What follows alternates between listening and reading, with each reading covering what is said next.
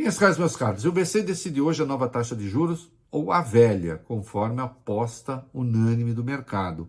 E, por unanimidade, praticamente, avalia-se que a Selic deve permanecer em 13,75%, o que é uma barbaridade, o que é uma aberração, o que é uma loucura, não é? Se o Banco Central fizer isso mesmo, se o Comitê de Política Monetária fizer isso mesmo, estará atuando contra os fatos. Há desaceleração do emprego, já demonstrada. Crescimento, segundo o próprio mercado, o Boletim Focus, que pode ficar abaixo de 1% neste ano. O varejo está abrindo o bico, né? Há risco de quebradeira, vamos ser claros, não é? As montadoras deram férias coletivas porque os consumidores não estão comprando os carros, porque os preços estão muito elevados e os juros são proibitivos. Então nós temos aí um processo de desaceleração da economia.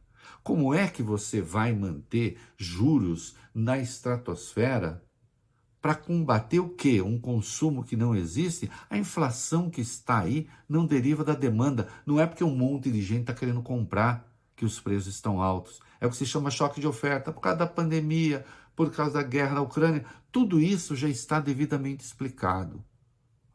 Mas há uma crise bancária.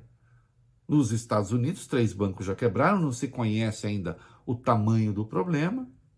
E o troço escandaloso do Credit Suisse. A operação para vender, com todas as aspas, esse banco, a UBS, vai custar à Suíça 1/3 do seu PIB.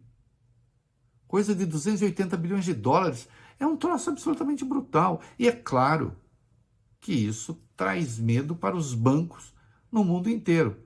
E não será diferente no Brasil. Crédito vai ficar pior do que já está hoje. Manter taxa de juros a 3,75, taxas reais entre 7 e 8, as mais altas do mundo, mas de muito longe. Ah, Reinaldo, isso é por causa da dívida. Existe o risco de a dívida sair do controle. Isso é mentira. Isso é uma mentira estúpida. Também já demonstrada. Os maiores especialistas do mundo participaram do seminário agora no BNDES. Ninguém consegue compreender a taxa de juros no Brasil. Ah, mas a culpa é do Lula. Quem mandou ele criticar o Banco Central? Não, peraí, o Banco Central manteve a taxa de 13,75 na reunião do Copom anterior. No dia 1º de fevereiro, a crítica do Lula é do dia 2 de fevereiro.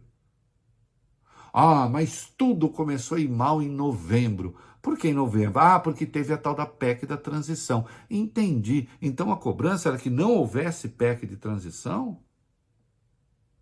Era que realmente mandássemos o país à breca? Que se governasse com aquele orçamento de mentirinha do Jair Bolsonaro?